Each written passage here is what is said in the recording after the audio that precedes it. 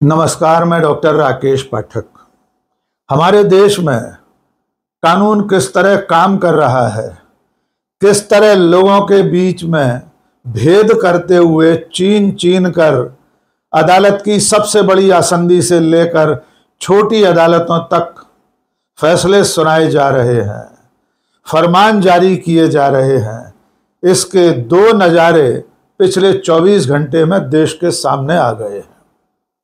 एक मामला है राहुल गांधी का और दूसरा मामला है डेरा सच्चा सौदा के मुखिया बाबा राम रहीम का। एक तरफ राहुल गांधी हैं जिन्हें देश की सुरक्षा को लेकर भाषण देने पर सबसे बड़ी अदालत कटघरे में खड़ा कर रही है, उनकी भारतीयता पर सवाल उठाए जा रहे हैं।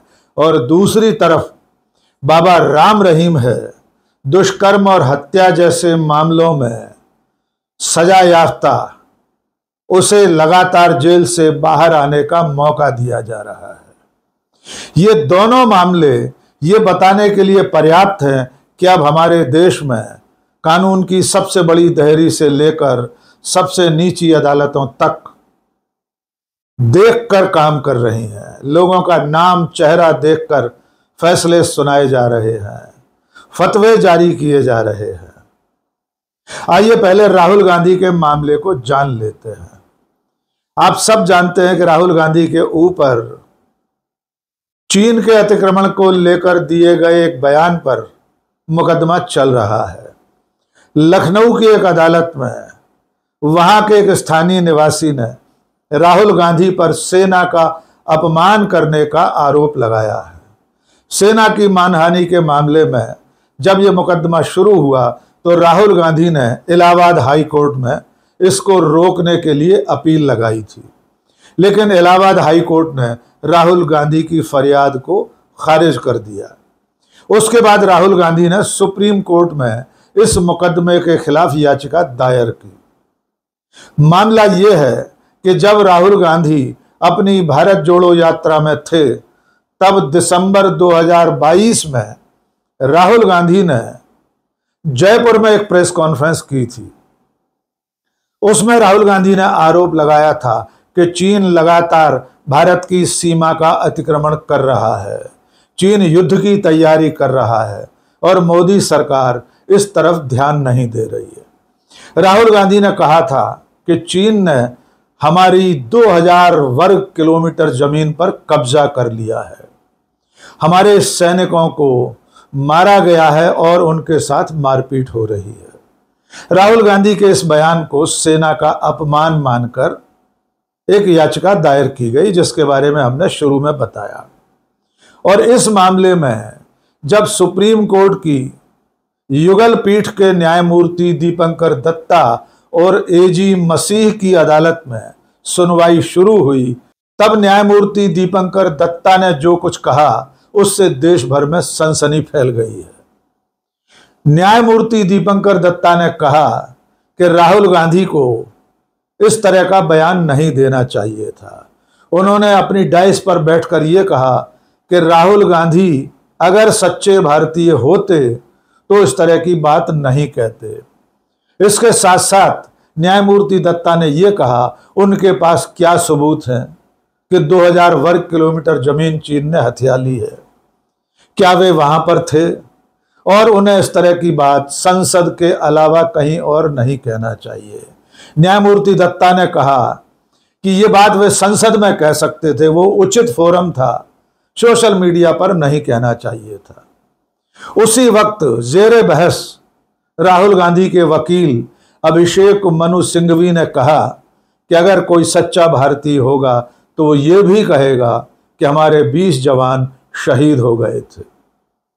इस मामले को इस तरह पेश किया गया कि जैसे सुप्रीम कोर्ट ने राहुल गांधी की भारतीयता पर ही सवाल खड़ा कर दिया है, जबकि याचिका पर हाई कोर्ट ने संबंधित पार्टियों को, याचिकाकर्ताओं को, उत्तर प्रदेश सरकार को नोटिस जारी किए हैं। लेकिन राहुल गांधी की भारतीयता पर सवाल खड़े करके सचमुच सुप्रीम कोर्ट के न्यायाधीशों ने एक अलग ही कदम उठा लिया है। अब थोड़ी सी इस बात की पड़ताल कर लेते हैं कि जो कुछ राहुल गांधी ने कहा है, क्या वो सच्चे भारतीय होने के नाते उन्हें नहीं कहना चाहिए था? तो हकीकत यह है कि राहुल गांधी ने जो कुछ कहा है वो हमेशा से ही पब्लिक डोमेन में रहा है। गलवान घाटी में चीनी हमले में हमारे 20 जवानों की शहादत और हमारी जमीन पर कब्जा करने के बाद से लगातार ये दावा किया जाता रहा है कि चीन ने हमारी जमीन पर कब्जा कर लिया है। संसद से लेकर सड़क तक, भारतीय जनता पार्टी के सांसद से लेकर पर्यावरण कार्यकर्ता तक, तमाम मीडिया संस्थानों से लेकर सेना के बड़े बड़े अधिकारियों तक सब ये बात कह चुके हैं कि चीन ने हमारी जमीन पर कब्जा कर लिया है। आइए सिलसिलेवार 2-3 ऐसे प्रमाण देख लेते हैं जो ये साबित करेंगे कि राहुल गांधी ने कुछ भी ऐसा नहीं कहा कि वे सच्चे भारतीय न कहलाएं। और इसका सबसे महत्वपूर्ण सबूत है खुद भारतीय जनता पार्टी के सांसद तापिर गाओ का लोकसभा में दिया गया भाषण। आइए सुनते हैं उस वक्त बीजेपी के ही सांसद तापिर गाओ ने क्या कहा। मैं अपना हिंदुस्तान के मीडिया हाउस को भी मैं ये कहना चाहूंगा, कोई भी इशू को मीडिया में फोकस नहीं होता है। चाइना कितना टेरिटरी कब्जा हुआ, सदन में मैं आपका रिकॉर्ड में मैं एक बताना चाहूंगा। Jaswant Singh former minister and former external affairs minister as a army captain आसाफिला में पोस्टिंग हुआ। वो आसाफिला आज चाइना का कब्जा में है। ओल माजा चाइना का कब्जा में है। आतुपुपु दिबांग वैली में एक रिलीजियस प्लेस है, 84-85 से वो जगह कब्जा है। अगर कहीं ऑनरेबल स्पीकर सर कहीं और दोगलाम होगा, ये अरुणाचल प्रदेश में दोगलाम होगा। इसलिए आज मोर देन 50-60 किलोमीटर चाइना हमारा टेरिटरी में कब्जा करके रखा।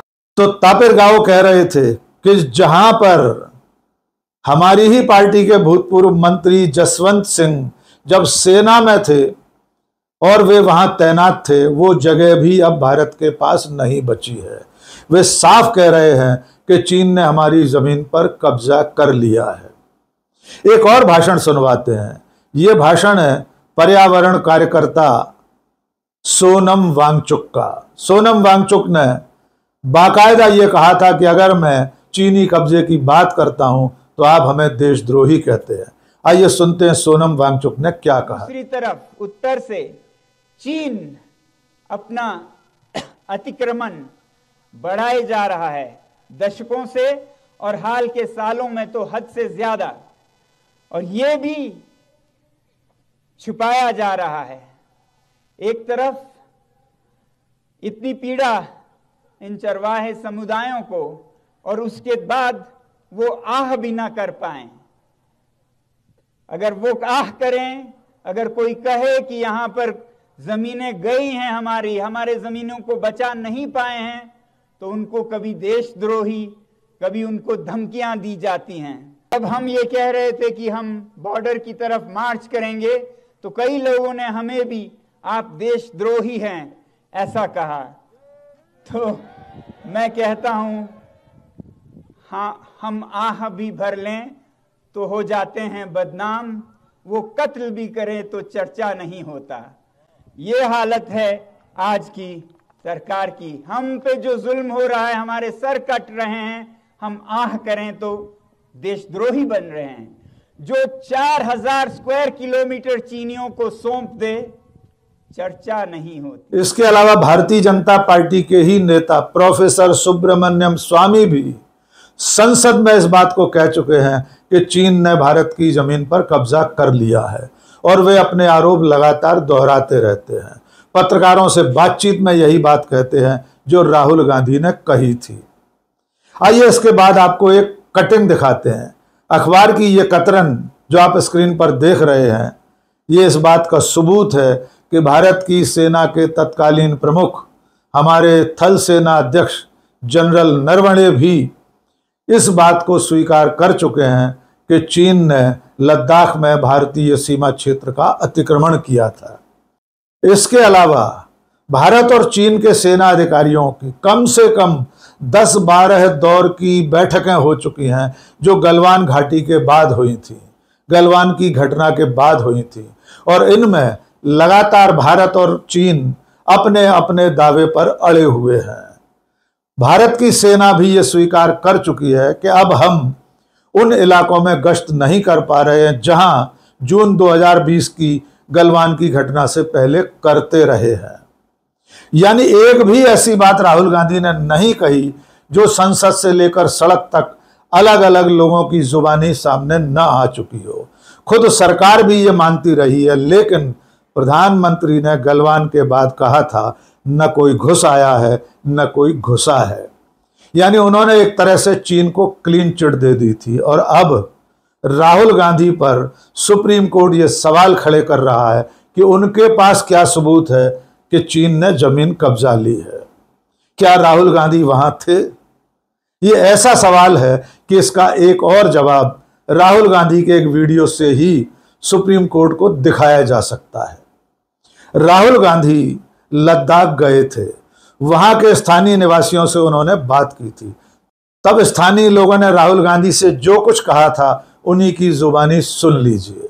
तो ये जो जमीन चाइना ने ली है, ये कितनी जमीन ली है यहाँ पे पैंगोंग में? फिंगर से यहाँ कम से कम मेरे ख्याल से अब 6-7 किलोमीटर वो अंदर आ गए और काफी जमीन ले ली है। काफी जमीन इतने ले ली सर। मगर प्रधानमंत्री तो कहते हैं जमीन नहीं ली।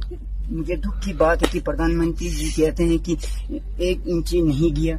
हमें पता है कि 1 इंची गया कि कितना गया। यहीं के रहने वाले हैं हम, ये सब कुछ हमसे रहे। तो यहाँ जब प्रधानमंत्री आए थे ना लद्दाख आए थे? नहीं है, यहाँ नहीं करगिल